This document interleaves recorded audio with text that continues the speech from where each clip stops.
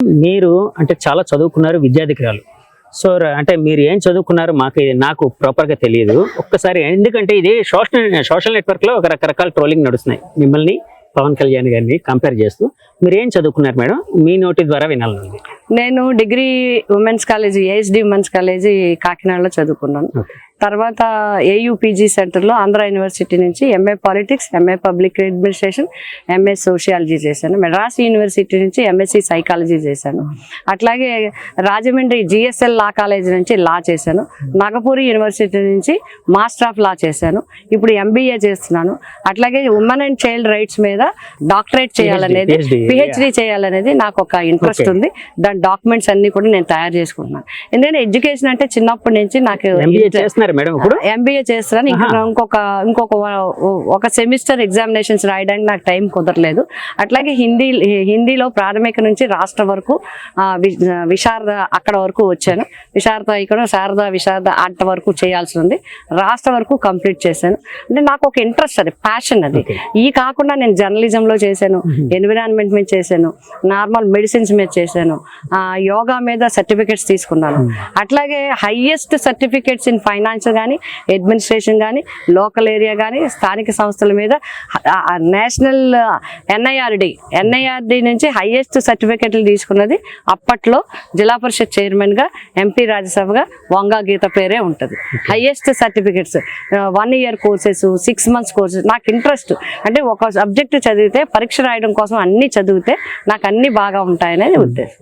Madam, మీరు రాజకీయంగా అంటే రాజకీయ నాయకులు అంటేనే అసలు టైం ఉండదు. అంటే పర్సనల్ టైం అనేది చాలా స్పేస్ అనేది చాలా తక్కువ ఉంటుంది. అంటే ఫ్యామిలీకి కేటాయించడం, ఇటు వీళ్ళందరూ వస్తూ ఉండడం, పబ్లిక్ ఎక్కువ టైం కేటాయిస్తూ ఉంటారు. ఇలాంటి టైంలో ఎలా చదవగలుగుతున్నారో ఆ రహస్యం ఏంటో, ఆ కిటుకు అంటే సాధారణంగా వివాహం విద్యనాశనం అంటారు. నాకు ఇంటర్మీడియట్ ఎగ్జామినేషన్స్ అయిపోగానే మ్యారేజ్ అయిపోయింది. బట్ కాశీ విశ్వనాథ్ గారు మా హస్బెండ్, మా అమ్మమ్మ గారి పట్టుదల వల్ల మాకు ఇంటర్మీడియట్లోనే మ్యారేజ్ అయిపోయింది. తర్వాత చదువుకుంటా అంటే మా మదర్ ఒప్పుకోలేదు. ఇక్కడ మీకు ఒక విషయం చెప్పండి, మా మదర్ ఒప్పుకోలేదు. పెళ్ళైతే కాలేజీకి ఏంటి చదవడానికి వీల్లేదని.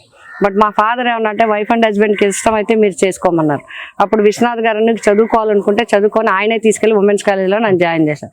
అప్పటి నుంచి ఏ ఎగ్జామ్ను కూడా నేను ఫెయిల్ అవ్వలేదు. ఒక్క ఎగ్జామినేషన్లో వంగా గీత ఫెయిల్ అవ్వలేదు. ఎగ్జామినేషన్ రాస్తే పాస్ అవ్వాల్సిందే. ఇప్పటి వరకు నేను రాస్తూనే ఉన్నాను, చదువుతూనే ఉన్నాను.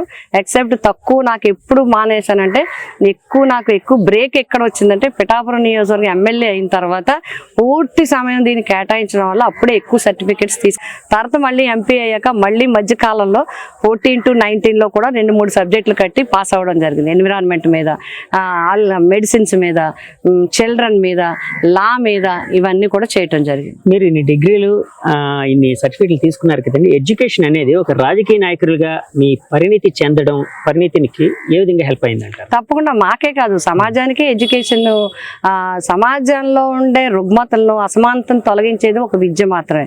అందుకే జగన్మోహన్ రెడ్డి గారు అంటే మాకు ఇష్టం.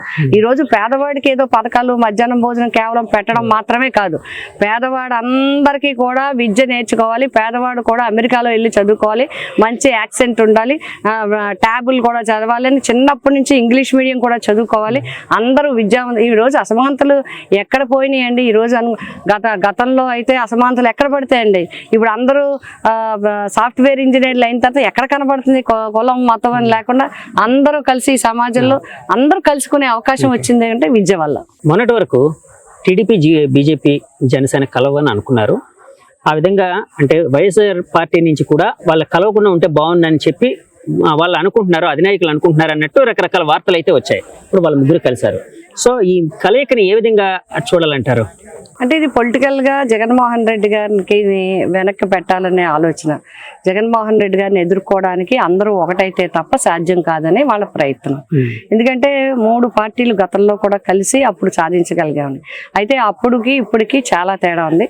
ప్రజలతో చాలా సత్సంబంధాలు మా అందరికీ ఉన్నాయి. అంతేకాకుండా జగన్మోహన్ రెడ్డి గారు 1924 ఒక పరిపాలనని బెస్ట్ పరిపాలన చేసి చూపగలిగారు. కాబట్టి ఇప్పుడు 3 పార్టీలు కలిసినా, ఎన్ని పార్టీలు కలిసినా ప్రజా మద్దతు మాత్రం ప్రజల మనసుల్లో, జనం మనసులో ఉన్నది జగన్ గారే. తప్పకుండా విజయం సాధించే కదా. ఎవరు ఎన్ని ఎత్తులు వేసినా కూడా, ఎవరు ఎన్ని ప్రయత్నాలు చేసినా కూడా రేపు రాబోయేది వైఎస్ఆర్సీపీ పార్టీ అధికారంలోకే వస్తుంది. జగన్ గారే ముఖ్యమంత్రి అవుతారు. మేడం, ఇప్పుడు అంటే 5 ఏళ్ళ పరిపాలన తర్వాత ఏ ప్రభుత్వం మీదైనా జనరల్గా ఒక వ్యతిరేకత అనేది వస్తుంది. అంటే మీ మీద బయట వినిపిస్తుంది ఏంటంటే అంటే ప్రతిపక్షాల నుంచి వ్యతిరేకత చాలా ఎక్కువగా ఉంది, ఆ వ్యతిరేకతే మమ్మల్ని గెలిపిస్తుంది నేను ఒక మాట అడుగుతాను. వ్యతిరేకత ఎక్కువగా ఉంటే ఏ పార్టీ కూడా సీట్లు పంచుకోరు. వ్యతిరేకత ఎక్కువగా ఉంటే regional party, strong regional party, అలాగే నేషనల్ పార్టీ, ఇన్ని పార్టీలు కలిసి ఇప్పుడు ఏంటి జగన్ను ఓడించడం లక్ష్యం అని ప్రతిపక్షాలు అంటున్నాయి, కానీ జగన్ను గెలిపించడం లక్ష్యం అని ప్రజలు అంటున్నారు. అంటే నిజంగా మీరు ఒక్కటి వాళ్ళ గుండెల మీద చేసుకోవాలండి. మీరంతా కూడా పరిశీలించండి. వ్యతిరేకత ఉంటే తెలుగుదేశం సీట్లు పంచుకుంటుందా? వ్యతిరేకత ఉంటే జనసేన సీట్లు పంచుకుంటుందా? వ్యతిరేకత ఉంటే బీజేపీ సీట్లు పంచుకుంటుందా? ముగ్గురు ఎందుకు కలవాలనుకుంటారు?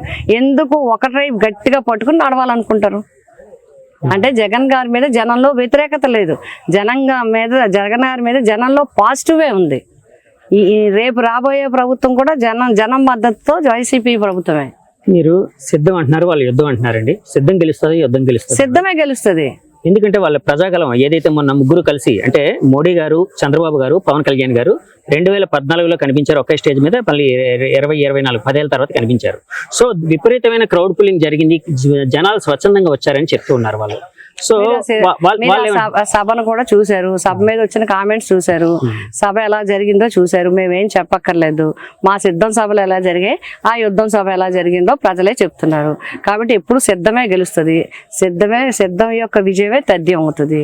వైఎస్ జగన్మోహన్ రెడ్డి గారే రేపు 24లో సీఎం కాబోతుంది. వైనాట్ 175 అన్నారు మేడం.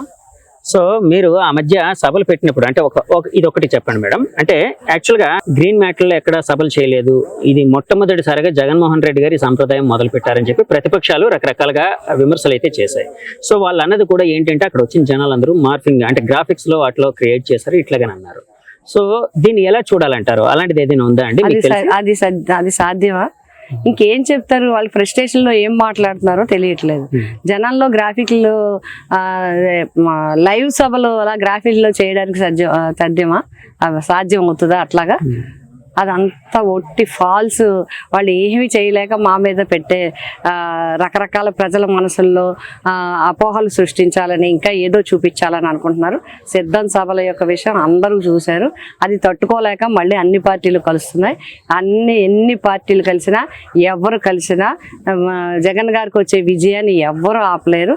జనమే జగన్ గారికి ఓటేయాలనుకుంటున్నారు. చంద్రబాబు గారు అప్పట్లోని మోదీ గారిని రకరకాలుగా విమర్శించారు, ఇప్పుడు ఏంచి విశ్వగురు అంటున్నారు. దాన్ని ఏ విధంగా చూస్తారు? అది వాళ్ళ ఇష్టం.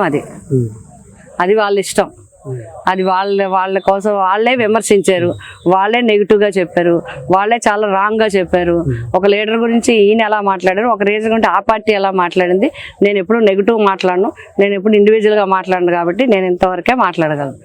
ఒకళ్ళ యొక్క స్టేట్మెంట్ ఒకరికి ఒకసారి మీరే రివ్యూ చేయండి. పిఠాపురంలో మిమ్మల్ని ఎందుకు గెలిపించాలి, మీరు గెలిస్తే ఏం చేస్తారు?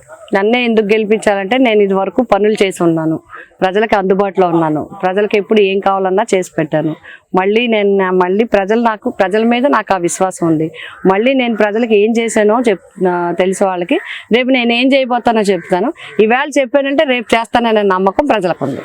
నామినేషన్ వేసేటప్పుడు ప్రత్యర్థులు మామూలు కలుసుకోవడం ఇలా జరుగుతుంటుంది. ఎక్కడో దగ్గర ప్రత్యర్థులు కలిసినప్పుడు కుశల పరిచయాలు అన్ని చేసుకుంటూ ఉంటారు. పవన్ కళ్యాణ్ గారు కలిస్తే మీరు ఏం మాట్లాడతారు? నమస్కారం పెడతాను.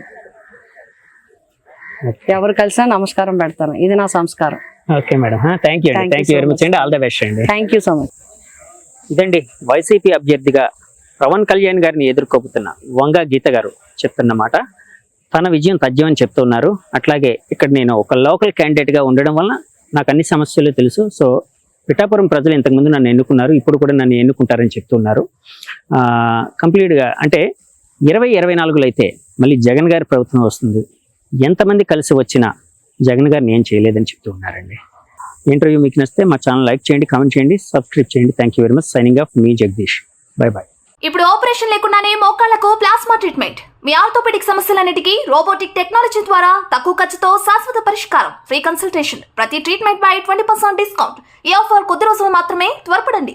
V9 hospitals 9281465842.